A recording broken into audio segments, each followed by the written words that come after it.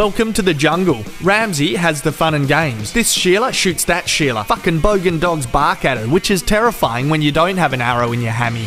Ramsay says that she has to die because she made Miranda feel jealous. Theon, referred to as Reek, is also present. Fucking bogan dogs attack. Cut from a eunuch to a snagger. Jaime confides in Tyrion that he sucks at sword fighting since losing his hand. Tyrion encourages him to train with a proper discreet swordsman. Bronn is the bloke for the job.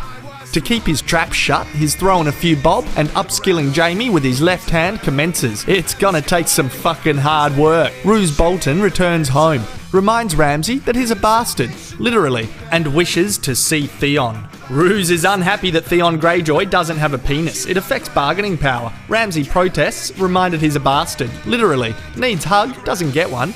Ramsay then displays the creepy power he has over Theon. Let's just call him Reek. Ramsay gets Reek to admit that he never killed Bran and Rick and tells him Robb Stark is dead. Reek's emotions are shot to shit and the Great Shave continues. To claim the North, it's decided there will be a hunt for Jon, Bran and Rickon, and if Ramsay does well, Daddy will treat him less like a bastard.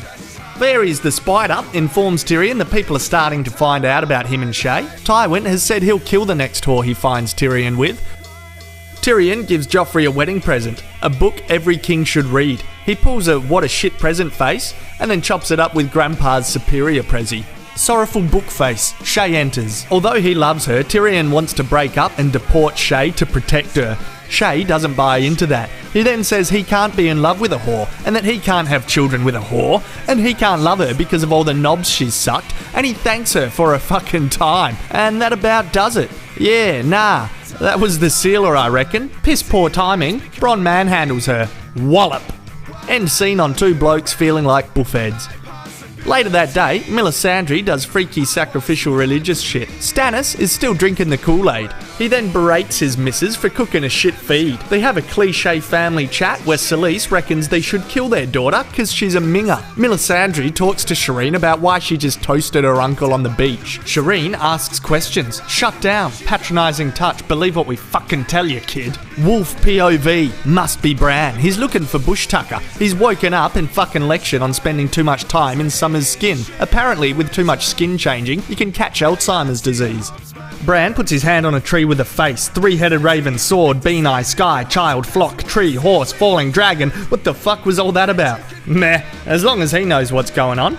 Meanwhile, the wedding in King's Landing commences. Joffrey doesn't fucking deserve Margaery, but he puckers up and plants one on her. It's done. Pretend happiness. Tywin and Olenna discuss cash flow. They'd make a fun couple if they stopped having a billion agendas. Bronn assures Tyrion that Shae has safely left King's Landing. He tells Tyrion to drink until it feels like he made the right choice, which is what I do.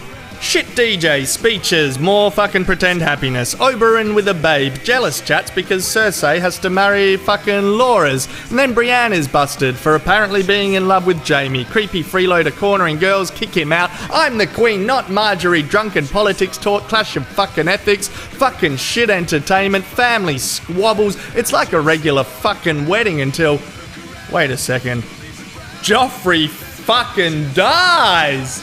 End. I'll be your dream, I'll be your wish, I'll be your fantasy. I'll be your hope, I'll be your love, be everything that you need. I love you more with every breath, truly, madly, deeply. And here it comes, get ready. Get ready. Fucking dead as a doornail. I would feel sorry for Cersei if she wasn't Cersei.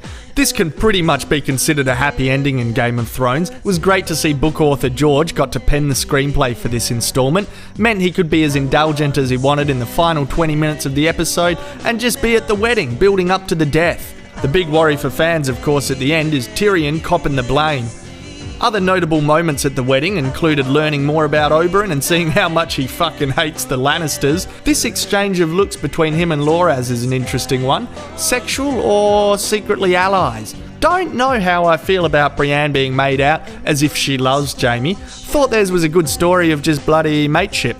Overall, the wedding was a great success. He's choking! Jumping back, the scene with Tyrion and Jaime was a strong one, as they're two Lannisters that can actually get along. Tyrion describes him and his siblings as the dwarf, the cripple, and the mother of madness, as if from Tywin's viewpoint, which makes me think this ep is about daddy issues. Cut to another scene about daddy issues.